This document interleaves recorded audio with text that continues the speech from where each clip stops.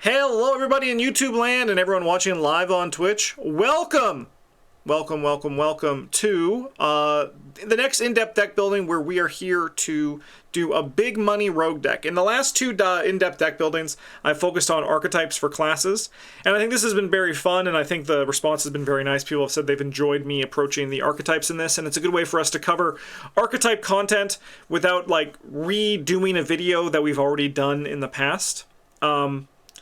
So like that is kind of a nice change of pace. So we're going to continue this and then probably also like re-loop it, go back to other archetypes within those classes. And today we hear on Big Money Rogue. Additionally, if you do not know what the in-depth deck building series is, in this series I build a deck and I try to explain all my decisions as in-depthly as I can without just becoming nauseating in terms of the amount of info I want to give. I could explain every card for like 10 minutes, but I don't think that is actually helpful or, in my opinion, relevant. These are also only going to be level 0 decks. The unfortunate thing is that Big Money kind of just upgrades, has a lot of upgrades that become like making big money. But we're going to talk about those upgrades and kind of like focus on those upgrades and why you would want to get them, in what order you would get them, but they're not going to be as part of the deck that we are building. For Big Money, rogues can probably handle Big Money pretty similarly. For reference, not Monterey Jack, because he's well, we could do parallel Monterey Jack, but I've done a Big Money Schizo Tool parallel deck. I've done a Big Money Jenny Barnes deck. I've done a Big Money Safina Rousseau deck. I've done a Big Money Preston Fairmont deck. I've done a Big Money Trish Scarborough deck, right? And then additionally, I could see Alessandra easily doing Big Money. I've also tried a Big Money Finn deck, but I don't think it was successful as the others. But like Alessandra can, Michael McGlenn probably can. Tony Morgan just gets a lot of money. He could feasibly do something big as well. Winifred is probably the one who is the least valuable to do Big Money with, just for the reason that she has a deck. She is like an investigator archetype, right? Like, it doesn't sound like a thing, right? Because like everyone looks at like deck archetypes as a thing, but like investigators have archetypes that are also going to make up a big part of their deck. And like Winifred Havebuck can do Big Money. She can. Like I think any rogue can with the card pool. But I think that she's probably better not doing Big Money than she is doing Big Money. Well, compared to like Schizo Tool parallel, I think that he is better doing Big Money than like doing anything else by comparison. So let's talk about what we're going to do for our Big Money deck. We have a few options, and I think I'm going to cut it down to 3, just because I want to like have this be a hyper-focused video on a Big Money deck that I would easily recommend for you to play, right? And the Big Money deck that I would want to play. Preston Fairmont, he gets 4 money a turn in the form of his family inheritance, right? And that can be a nice way. The only downside is, sorry, it was on this card, is that in order to get this money, you need to spend an action every turn to move that money over. I think Preston Fairmont is actually like, there's 2 different versions of Big Money, right? And I guess I should clarify in this video what version of Big Money this is. There is like the hoarding dragon style Big Money, where your goal is to hit certain money thresholds and then use those thresholds to get value. The other Big Money is that you make a lot of money, but then you're spending all your money on things like Streetwise or like playing big cards. Like they don't really seem like that is a Big Money thing, but if a lot of your cards are here to make you make big money and then you spend that money, you're still kind of actually a Big Money deck. With this one, we're going to be focusing on Dragon Big Money because I think that that is the more common approach that people take with their Big Money decks. And while Preston, I think, is good at the Dragon, I think that just the fact that you have to spend an action every turn to get that money means that he is probably the worst of the 3 options we have. Next, we're going to talk about Jenny Barnes. Jenny is nice because she gets an additional, man, look how simple her investigator card is. That is actually insane. 5 lines of text and then flavor.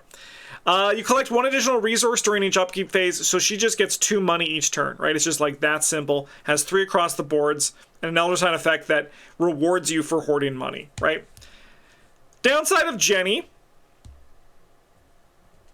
is the all threes and the stats, which luckily big money doesn't actually care too much about. They don't really like worry too much about having like a lot of like their stats being low, and especially the rogue card pool now is not as punished by this sort of thing. But she is a little bit boring.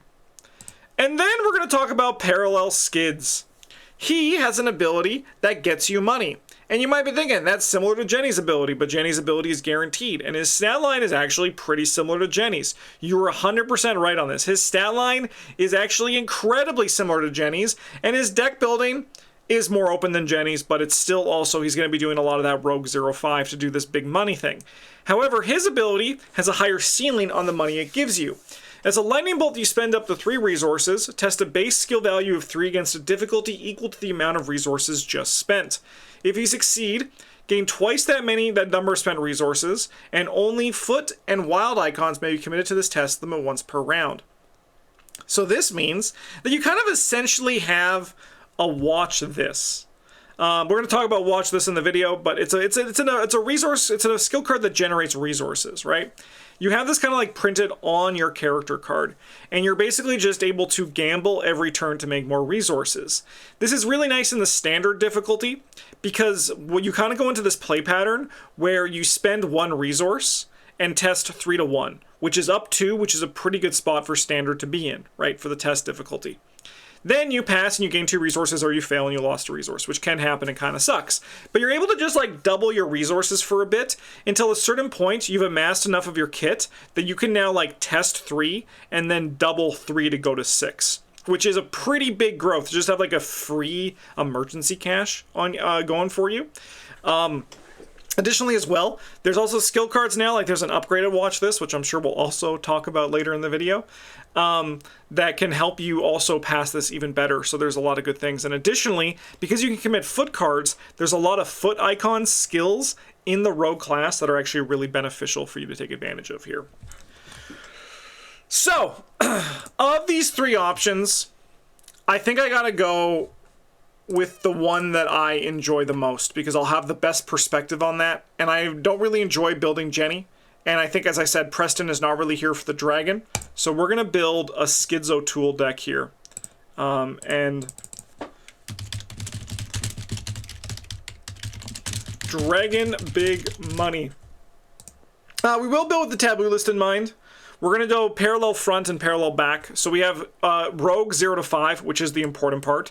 Fortune 0 to 3, Gambit 0 to 3, Neutral 0 to 5. He also has some additional options, which I'm actually not going to consider in this video here. We do not need to worry about that. We're not going to do a limited deck. We're not going to worry about current or anything. We're just going to do a full broad spectrum of everything that we can potentially have going for us. Okay. I actually wonder if I'm better down here for this video. Actually don't know. I like being in the top right corner. It just feels right, you know? It just feels like that's the place to be.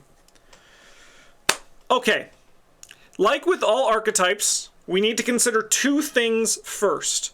1 is the enablers, and 2 is the payoffs. Enablers are cards that enable us to do our archetype. With big money, this is pretty easy because it is cards that give us money, right? So, for example, we have Faustian Bargain. This is a 0-cost event. As additional cost, play Faustian Bargain, add 2 curse tokens to the Chaos Bag. Investigators at your location gain a total of 5 resources distributed as you wish. This is just a way for us to gain 5 resources, which can be very good to get us, you know, the money to start hitting those big money thresholds, which are going to be more understandable once we hit the payoffs. We also can get cards like Bank Job. We're not putting any of these cards in yet. I'm just showing you examples, right? 2 cost, Gambit double illicit. It's just a cost to play Bank Job, spend an action. Investigators your location gain a total of 8 resources distributed as you wish. You can just take this for yourself and gain 6 resources. On the upgraded side, there are cards like Hot Streak, which are actually in the core set.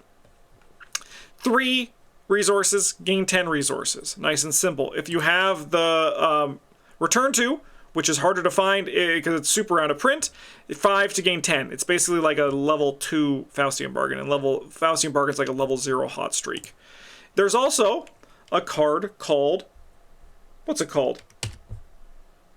It's the unscrupulous loan.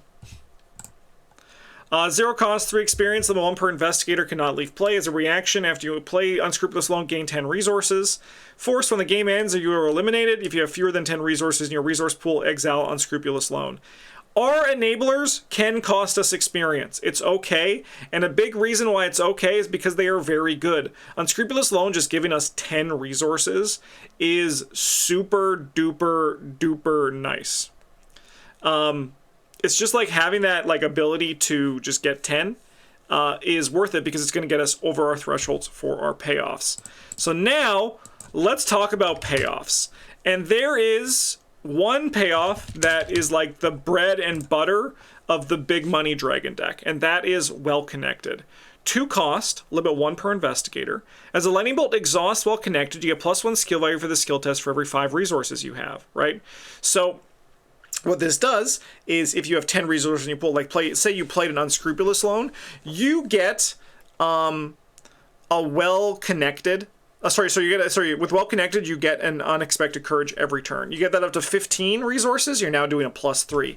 This is also really nice for Parallel Skids' ability because you can actually increase the skill value of this test. While you can only commit foot and wild icons to this test, you can still increase the skill value of the skill test with this. So if you hit like 15 resources, you can now add +3, which means you're like better, even like if you have 10 and you hit +2, you're still more likely to getting like the more money out of your ability. Yes, and yeah, so the question for Necrotoaster, yeah, I'm going to say this for the people watching at home because people might not know. I think it's a great question. It's called Dragon Big Money because dragons hoard gold. Like there's that like classic fantasy trope of like the dragons having a big amount of gold that they have hoarded. So it's basically like hoarding big money. You're just trying to get a bunch of money, amass a giant collection. You're Scrooge McDucking it so you can dive into the pool, and then you like reap the rewards of those of that big ass pool of money you have. Another so there's also an upgraded Well Connected, which unfortunately is in the Return to Circle Undone. However, I am a big fan of proxying cards if you do not have them because the cards are out of print. I'm less of a fan of proxying cards if it is in print and I just do not want to spend the money because I'm lazy. But like if you can't afford it or you can't buy it, and especially because it's out of print, proxy the cards. You can just treat your well-connected 0s as well-connected 3s very easily. Just like slide in a little thing in your sleeve and be like, I got well-connected 3.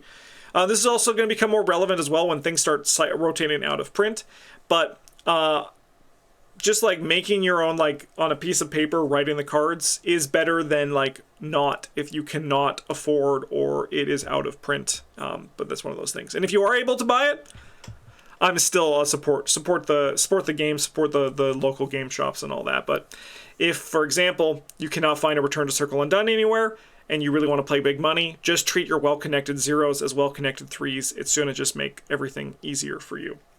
All right, so the big difference for this one, even bigger than the extra lightning bolt ability, is now it's 4 resources. So, for example, your 15 now is 12 to get +3, which is a really big change. 8 to get +2, which is a really big change. You can also spend 2 resources to ready well connected, and while you can do that, you probably won't do that until you amass the bigger amounts of money in your Dragon Hoard. But it is a nice option if you want to do the more than just one test around. All right, another big money payoff is Black Fan. This is like the other big thing here that we can like work towards. 3 cost, 3 experience, exceptional, so it costs 6 experience and you can only have 1 of it in your deck. And this one is a pretty easy card here to see the big money payoff. While you have 10 or more resources, you get +1 health and +1 sanity. That's okay, that's fine, it's there. But then it starts getting interesting. Once we have 15 resources, we may take 1 additional action during our turn. Now you might be thinking, but Justin, that's just a Leo DeLuca. Yeah, it's just a Leo DeLuca, but if you stack multiple effects that have Leo DeLuca, or find other allies that you're able to use your money with better, it can be like really good.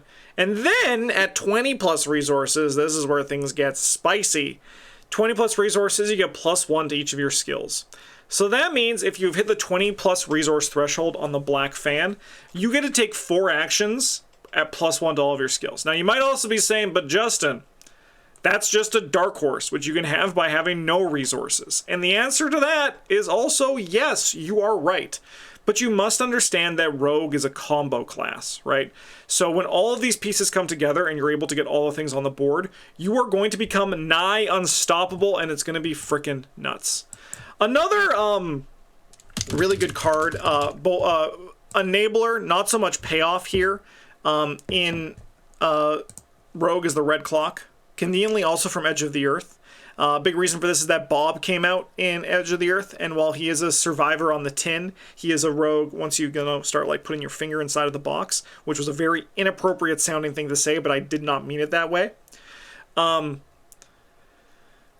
This is a nice card here to get you some value in this Parallel Skids deck. Most of the time when I end up playing Parallel Skids, I'm debating still if I want to do it for this video, but I usually follow a very similar game plan, which I'm going to get to. But Red Clock is usually one of these, because the +3 skill value or +4 skill value is really nice for Skids' ability. Moving it for free is really nice, and the additional actions is also really good when you max out the Black Fan, right?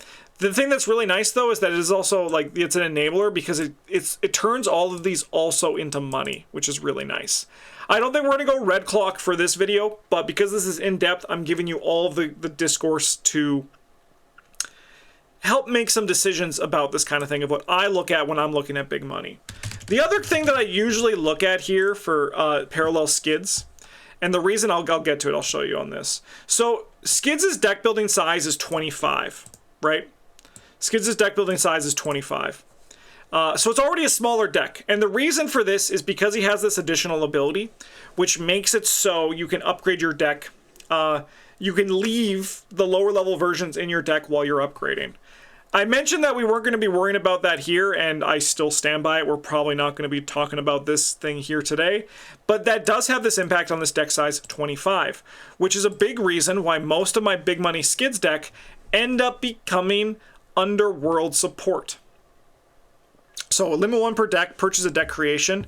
Your deck cannot include more than 1 copy of each non-signature card by title, so your decks become only one-ofs. But then our deck size reduces by 5. And this is really nice for Parallel Skids because it means that we have a better time finding our exceptional pieces, and we also have to spend less experience in the long run. And I honestly have to be very convinced to not play this card in Parallel Skids because it is so damn good. And luckily, because this is an educational in-depth deck building guide, I don't have to follow any rules or stipulations or anything. I can just put it in the deck and we're going to build Underworld support. And that's just the kind of guy I am today. All right, so we're going to have a bunch of one-ofs, and what this means is that, again, we have to spend less experience, but it's also going to mean our deck is smaller. It's only 20 cards, not including any signatures or stuff like that, or basic weaknesses.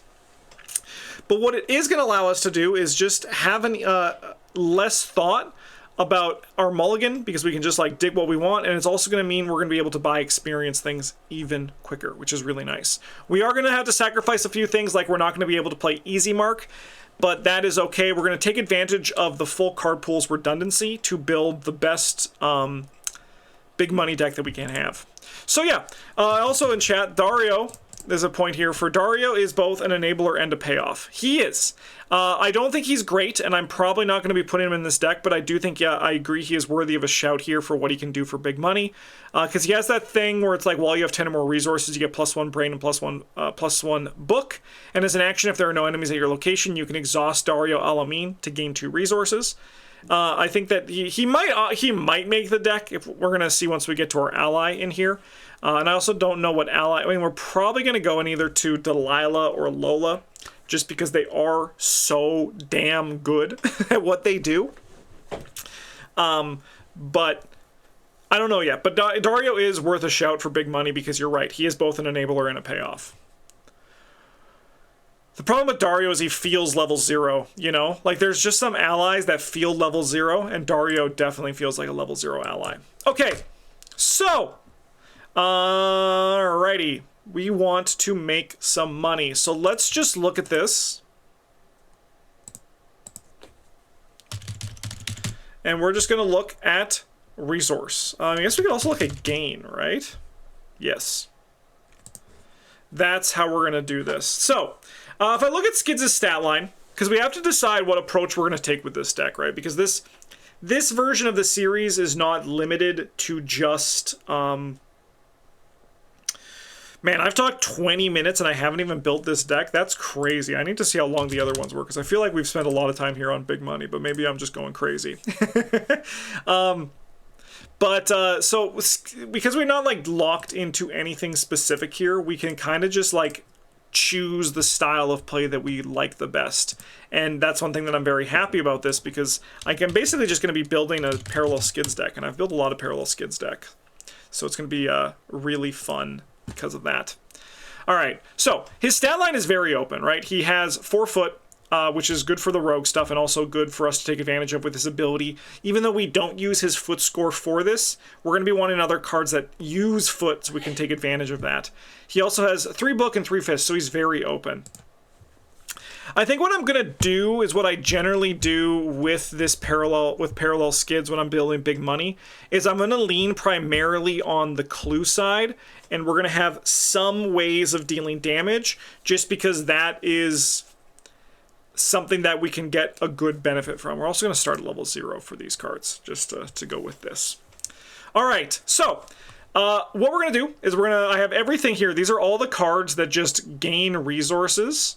Which is a great place to start. And a big reason, I'm going to say it again, I think I've said it every time I've done one of these deck building videos, use ARKHAM Build for your deck building. Use it, and it's so good. It is incredibly good. You don't need to, like, I actually even think that, like, because there's a lot of people I've read in our Discord who's like, I don't want to learn a new thing, because I'm used to ARKHAM DB. The ARKHAM Build is so much more intuitive. It's actually kind of insane.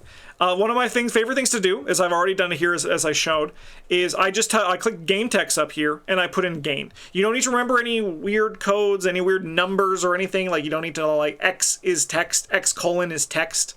You can just put in gain, right? Gain 1 resource, right? Like, even just like, look at this, right? And it's just like, it shows all the things really simple. Use it. It's great.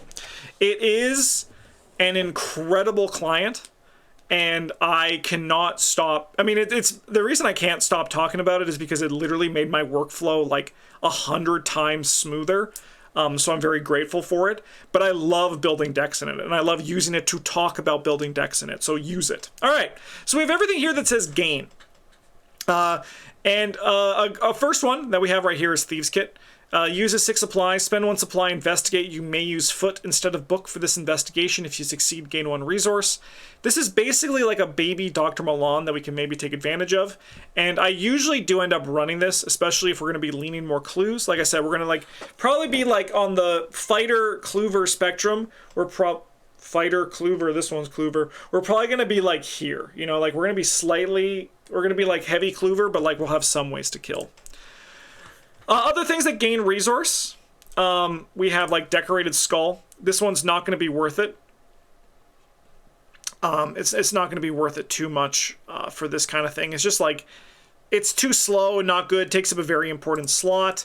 Scrimshaw Charm, we're not freaking with this either. I think this card is very good for big money, but the problem, like, it's very good at generating money, but the problem with this card is that it puts you into a curse deck. And I think that Scrimshaw Charm is a very nice choice for a lot of big money decks, but I specifically think it's actually a bad choice for Parallel Skids O'Toole.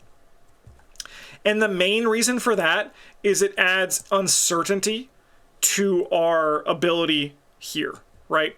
So we want to be able to make sure we're hitting this to gain a free resource every turn until we get to the point where we can start hitting it for 2 resources every turn. And curse tokens adds to that uncertainty, so we're not going to be playing Scrimshaw Charm in this deck. If we were building like a Jenny deck, we can maybe take advantage of it, but we're not freaking with that today. All right, looking at our allies that gain us resources, we have Dario, as we talked about earlier. We have Gregory Gry, which is also actually like a pretty alright way for us to get money at level 0. So he's a good consideration we have here. He has a reaction ability, and he comes in with 9 resources on him. When you initiate a skill test, spend up to 3 resources from Gregory Gry. If it succeeds by at least that amount, gain that many resources. I think there was a big play pattern with Gregory Gry that has since settled to not be the way to play him, which was that you want to be going for the big, you want like the emergency cash every turn. That was the initial play pattern. But I do think that now at this point with Gregory Gry, it has settled into a place where it's better to kind of just drip it. Like, we're planning on playing like 10 turns if we get him out early, right? If you get him out early, you can drip it, like 1 resource on a test, 2 resources on a test. If you get him like late in the game, you're already set up, so he's basically just going to give you some free resources in batches of emergency caches, which is really nice. There's also Henry Wan, but he's not good. We're not going to talk about him. He's just not good. Like, Henry Wan is good in the combo deck. Like, if you're playing Scrimshaw Charm to use money, Henry Wan is going to be better, right? But Henry Wan is a combo piece, and most of the ceiling that people will talk about with Henry Wan, they're going to trick you and leave out the fact that they were a combo deck built to take advantage of Henry Wan. So don't listen to them. If they don't say up front, I played a Henry Wan deck, it was great, I built this elaborate combo deck to draw 20 cards, they're tricking you. If they don't put on that last bit, they're tricking you. That's a truth. Okay. We also got Burglary. We're not going to play this card. I'm going to be real with you. Exhaust it, investigate. If you see instead of discovering clues, gain 3 resources. I've only played Burglary once, seriously, and it was in a combo deck using another card, and we're not playing that card here, so we're not going to be doing that. Lone Wolf. Limit 1 per investigator. When your turn begins, if there are no other investigators at your location, gain 1 resource. Yeah, this card is probably going to make the cut as well. I'm just going to talk about everything before we start putting stuff in here. This is just a way for us to drip resources, and drip resources is a good way for us to get our horde to a place where it's actually really, really nice. Okay, and now we have events, and there are a lot of good events here that we are able to take advantage of to make money. As I mentioned earlier, Bank Job, which I'm going to start putting these cards in. So we're going to put Bank Job in here. This is the one I mentioned earlier. It just gets money. Faustian Bargain, this mother fricker right here, also just gets money. So that's really nice. Coming up here, we got 21 or Bust. 1 at a time, reveal random tokens to the Chaos Bag until you choose to stop. Treat each Skull, Cultist, Tablet, or Squid as a 5. The autofail is a 10, and the Elder Sign as a 1 or an 11. If the combined value of those tokens, ignoring plus minus, is 18 or less, gain 4 resources. 19, gain 5. 20, gain 6. 21, gain 9. I don't think this is like the best economy card for making money, but it is like super fun. It's also not reliable, and you have to be expected to lose money if you play this card, especially if you're going to push to 21. We are going to play it though, because it does get us an explosion of resources, and the high roll on that is really nice. Another one we got here is Emergency Cash. This is just gain 3 resources. It sounds pretty small in comparison to everything else we've seen, but because we're also an Underworld support deck, we really want that redundancy in order to do better, in order to get resources like better and like faster and quicker, right? So like any gain of resources is super helpful to us. Okay. Where's that one card? Grift. 0 cost parlay, choose an enemy at a location and test foot 0. For each point you succeed by, gain 1 resource to a maximum of 6. If you failed, that enemy attacks you. This is going to go in here as well because of its ability to be used with Well Connected to also bump it up. And because we're also going to be looking for foot icons that we want to commit to other tests. Sorry, not to other tests. To this other test. I mean, it is other tests, but it's this one right here. Grift can also be really good because of that.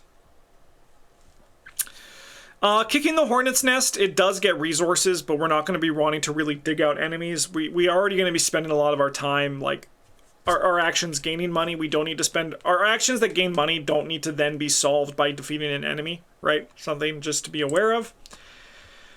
And I don't think we're going to be evading enough for Sneak By to be a thing. We do have Watch This. I did say we were going to talk about this later in the video, and lo and behold, I am here. It commits for a brain, a fist, and a foot. Commit only to a skill test you're performing. As this will cost to commit, watch this to a skill test, spend up to 3 resources. If you succeed by 1 or more, gain twice that many resources. This is going to come in here as well. This is a big part of big money decks to just get those big bursts. Everything else here doesn't really have it. Doesn't really have what we're looking at. I am going to play Thieves Kit. And I'm just debating what we're going to do for our ally. So there's some things to consider here, right? Leo DeLuca, if you don't know, he is a classic classic rogue ally. You may take additional action during your turn. The downside of Leo DeLuca is that he costs us 6 resources, right? That is a lot of cash up front to us to get back into our pool. So we really want our ally to be very, very good, or we want our ally to be like paying itself back, right? So it's one of those things that he's probably not going to make the cut because of that. What I also want to do quickly is, before we look at this, I'm also going to just look at the level 1 to 5 in our gain. Okay, Joey the Rat, he's a combo piece. We're not really doing that combo. Chuck Fergus, we're not that deck. Stylish Coat, we'll get there.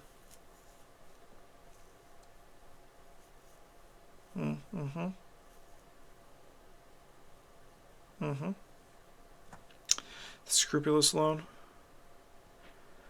I actually wonder if that's the play. Okay. Sorry, I'm kind of thinking internally right now as we keep this going. Okay. Alright, so we have the Thieves Kit. I think we're going to go with Gregory Gry for the things that I mentioned earlier. He's also works really well with Parallel Skids' ability. Okay. With all of this done, we are going to add a copy of In the Thick of It. So, this card's kind of a problem. I always feel like I have to take it because it's just like, there's no downside. We're going to go to 6/6 for our damage and horror, which sounds low, but at a certain point, you're going to be okay. And especially with Well Connected, when you get everything set up, it's going to be really easy to just like pass, right, and just get all your stuff. So we suffer 2 total physical or mental trauma. We would take the 2 physical with this case, and then we're going to earn 3 experience. With that experience, I'm not going to worry about that yet. We're going to get there. Because it's going to probably be like a level 1 card and a level 2 card is what I'm going to wager. Or maybe 3 level 1 cards. I talked about Well Connected earlier. We are going to want this in here. In addition, we're going to want Money Talks just at level 0. I think just for some like redundancy in terms of like the goal of our deck. And we also can upgrade it in the future. Fast. It's a 0 cost fast play when you initiate a skill test. Instead of the skill type indicated for this test, book, foot, fist, or brain, book, fist, or foot. This is a resource skill test. Your base skill value is equal to half the number of resources in your resource pool rounded down. This is also really good for us to deal with brain treacheries, which can potentially be pretty scary. So we're going to take that. There also is an option to take Cunning here. While you have 5 or more resources, Cunning gains book, foot. It already commits for book, foot. While you have 10 or more, it gains book, book, foot, foot. So it can be 3 book or 3 foot. This can be really nice for Skids' ability, but we're going to kind of just like potentially not for now. We're going to see how everything else falls into place, because it's you can't see it right here because it's actually like just right over here, just off screen. We're already halfway through our deck. Our deck is already half made, which is kind of crazy, but this is the nature of Underworld support Parallel Skids. We only have 20 cards in our deck, so we try to make them as tight as we can. Okay, let's spend our starting experience.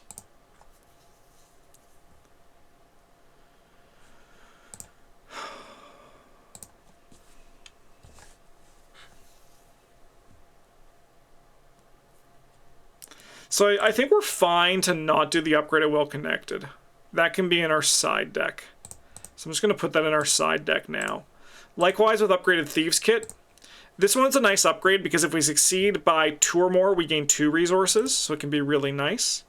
It also gives you +1 skill value, so we're going to throw that in our side deck, which can be really nice. Looking at these other upgrades, there's an upgrade on Money Talks, which is now it's just like it's equal to half the number, and it can be any investigator, and you draw a card. It's less of a priority, so I actually might not even put it. I feel like we're gonna upgrade out of Money Talks in the future, so I'm not gonna put in the thing.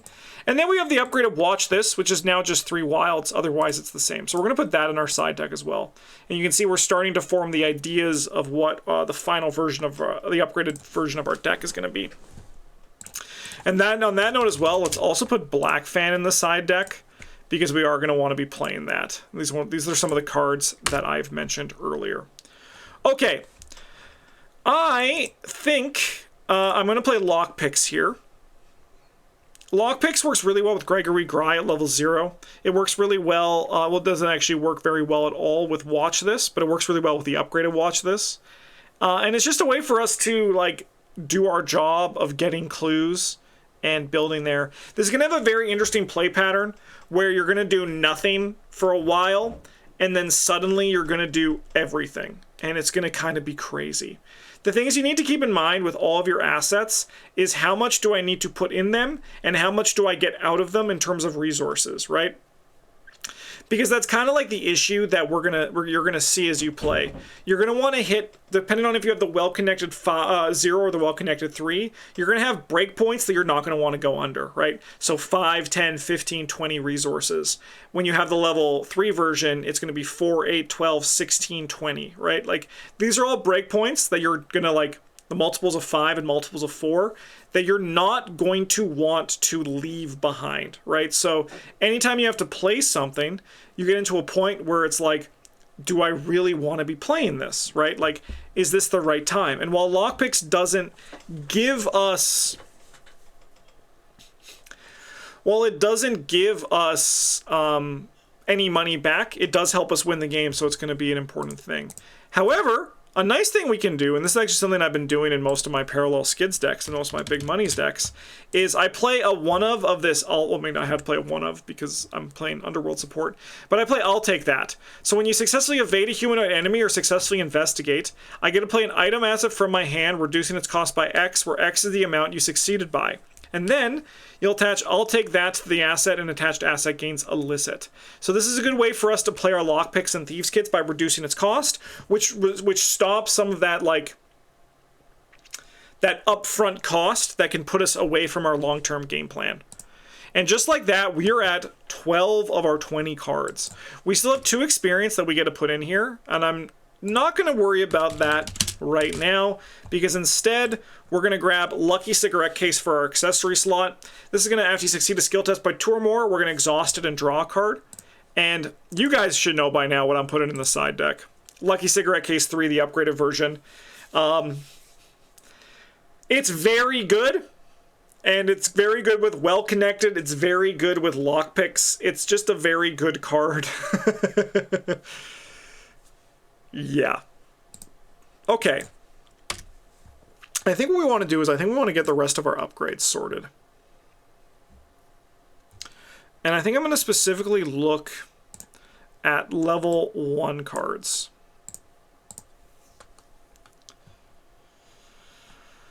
So yeah, there's other options you can do as well. If you don't want to do Lucky Cigarette Case, you can try to outvalue the game with Eon Chart, the other 2 versions. Something to consider. You can, like, load it up with, like, try to, like, find ways to cycle it with Joey the Rat. That's what I mentioned earlier about how Joey was kind of a combo deck, but you can do these kind of things and, like, cycle through your deck to draw more. I generally don't do these in parallel skids, but you totally could. It's an option you can consider. We could get a stylish coat. It just makes our stuff, like, get more value out of our things. I don't know how much I like the idea of it. Oh, I didn't put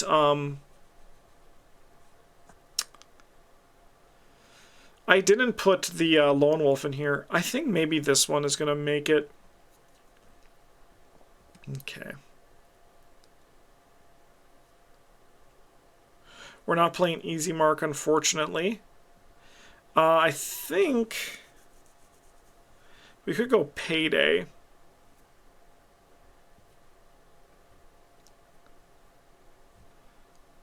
You also could be cheeky and do momentum. So the gameplay loop is... Oh,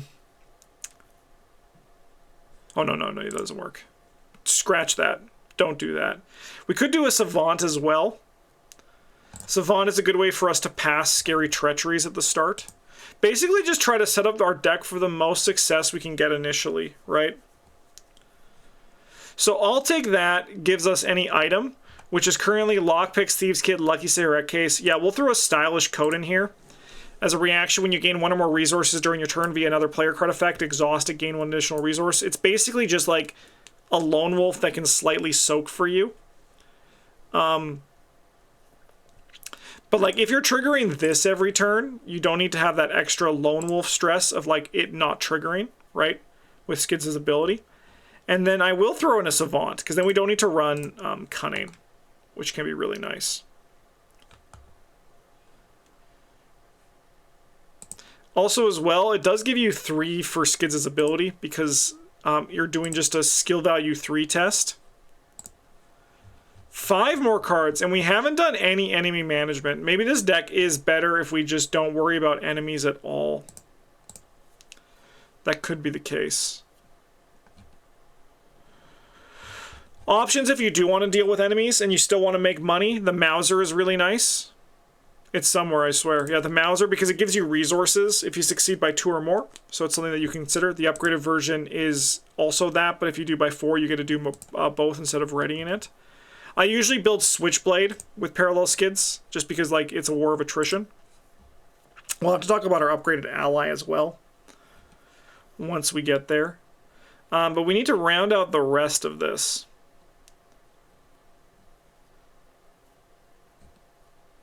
And I did mention we were going to have some sort of enemy management. It's just a question of what.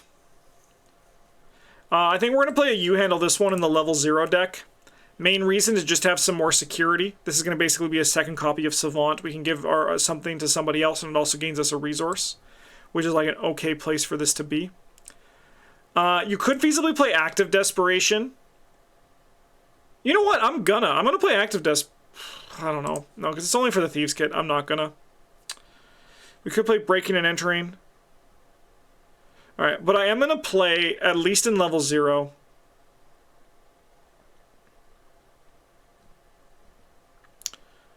Sorry, what search do we have right now? Oh no, do we have every card? We do, okay. I am going to play right in level 0 an Intel Report. Now this kind of goes and conflicts with everything that I've been saying previously about how we don't want to spend money. But a little piece of advice is that your level 0 deck is incredibly important in this game because it gives you the experience to get a good foundation. Like if you do really good in scenario 1 and you get a lot of victory, right? Like so you get like 6 experience. That gives you a better, stronger deck for Scenario 2 to then have it kind of just be a snowball rolling down a hill to gain more experience as the campaign goes, right? If you did good in Scenario 1, you're going to do good in Scenario 2 because your deck is even stronger and you're going to like get more experience. Like the opposite, if say you only got 3 experience because you did bad in Scenario 1, your Scenario 2 is going to be harder to get a good amount of experience because you kind of lack that experience, like that power in your deck to start. So a level 0 deck should be very strong, and sometimes being strong just means getting burst clues. So we're probably going to get this Intel Report out of the deck in the long term, but in the short term, I think this is going to do a very nice job for us to survive and win and get ahead. So we're going to play Intel Report here. Other things you can look at is like Pilfer, right? This is also a really good way. It is expensive. Again, this we're going to try to like become a little bit more on the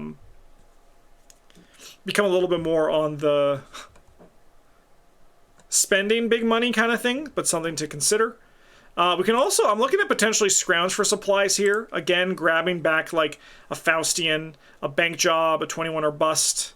Like, you know, these are all nice things to grab. We also are going to now look at some skills, which is a good place for us to kind of just pause here. Sorry, can I get the upgraded? Oh my gosh. I'm going to throw that in my side deck. All right. We want to look at some skills that we're able to take advantage of here. So we're going to put Nimble in this deck. So Nimble commits for a foot, which is important because it's one of the icons we can commit for this Schizo Tool ability test. For each point the skill test succeeds by, after resolves, you may immediately move to a connecting location to a maximum of 3 times. So it's a very nice option that we can have here. Quick thinking is always nice. I don't know how valuable it is going to be here. It is a very good card, though.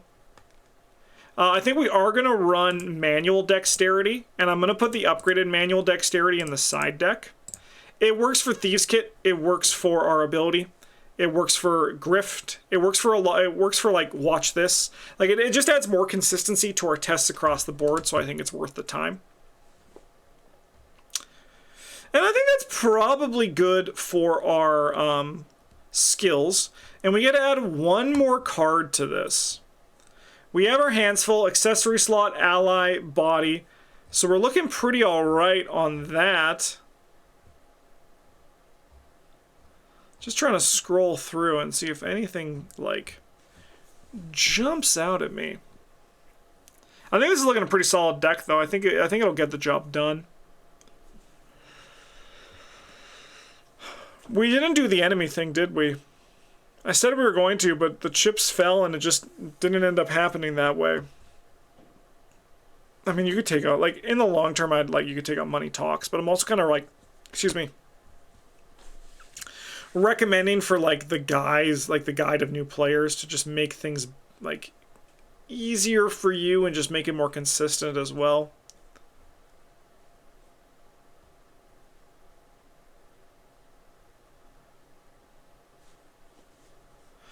All right. I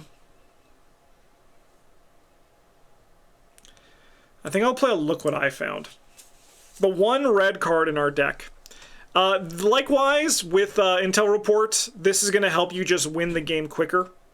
And winning the game quicker will mean more experience, and you can eventually take them out. He can run the upgraded version, which is also actually still really nice.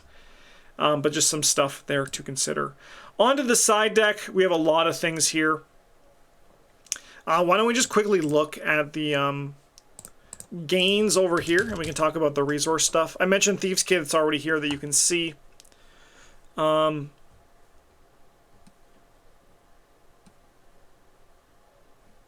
Unscrupulous Loan should definitely be in the side deck. As I mentioned earlier, this card's just, like, really good at what it does for just getting you burst resources.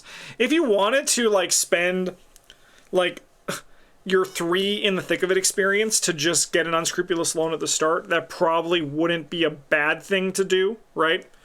And then you can just, like, take out some of the other economy cards, right, to make up for that. I always put in Emergency Cash too. It replacing itself makes it, like, that much sweeter, right? Not this one, but Payday. Gain 1 resource for each action you perform this turn, including if it's this one. The other one I also actually, no, this one is actually fine, especially with Unscrupulous Loan. I actually brought this into Skids deck, and the parallel Skids deck that I played with Eric through, I think that was Forgotten Age.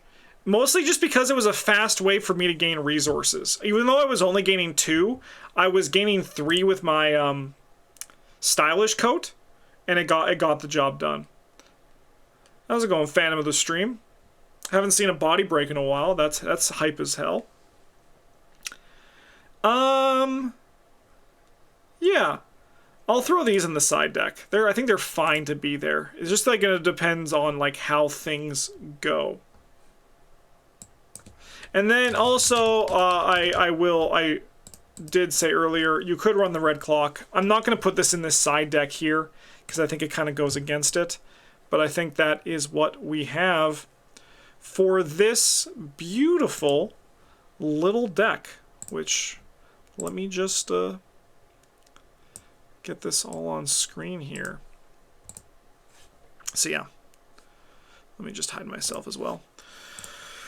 Yeah, so Lockpit, Thieves Kit, Lucky Cigarette Case, Gregory Grice, Stylish Co, well connected, in the thick of it, Underworld support. This just feels like the solid foundation where these are expensive, so keep that in mind, but we do have a lot of economy to get us there. 21er Bust, Bank Job, Emergency Cash, Faustian, Grift, right? A lot of cards here to help us just get like big bursts of energy, well, of money. Watch This gets us money. Gregory Gry also gets us money. This gives us drip money. This makes all of our money slightly better. Can't forget Schizo Tool's ability as well. This is going to generate us money to do things as well with, all to make our well-connected better, which in turn, if our well-connected gets better, we're going to be able to make more money with Schizo Tool's ability, which is like really, really nice. We have I'll Take That to help us cheat out some costs, like save on costs. We're probably going to use it on the Successfully Investigate is really good, especially with the lockpicks. But yeah, something that's working for that. Look what I found, an intel report. These cards can eventually get cut as your deck gets like more consistent in the form of Black Fan and all that kind of stuff. But for the time being, this is the ways to just make our level 0 deck stronger. I think like Look What I Found can potentially stay. I think this is a very powerful card. Intel Report also could potentially stay depending on how much money you have, but I think that it's like 4 is, some would even say twice as much as 2. You handle this one as some protection as well as Savant, and then Manual Decks and Nimble are ways for us to take advantage of our ability, and also these Thieves Kits, which can be really nice. Okay, that's it. That was an in-depth deck guide here for Dragon Big Money with our friend Parallel Schizo Tool. I hope you enjoyed this video. If you did, make sure to let me know in the comments, and if you want to see more of these, because again, a lot of my decisions for content are very much dictated by people saying what they want to see. So let me know in the comments. In the meantime, thanks for watching, everybody. We'll see you next one for Mystic Doom. Have a good one, and as always, a GG's.